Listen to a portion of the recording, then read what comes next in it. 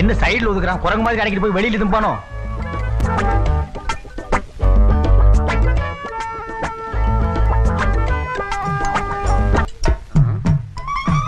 என்ன எடுக்கிற?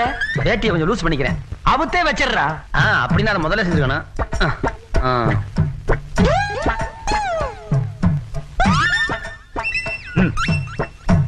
பாத்தீங்களா இலைய என்ன வழி வலிக்கிறான்?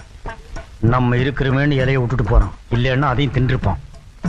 ஓ மச்சான் என்ன பாக்குறான்? அதுலயே படுக்க போறானா? எல்லாம் நல்லா இருந்துச்சு மாமா, ஆனா ஒரே ஒரு குறை. என்ன மச்சான்? இலை சிறுசா போச்சு. ஏண்டா இந்த இலை சிறுசா உனக்கு?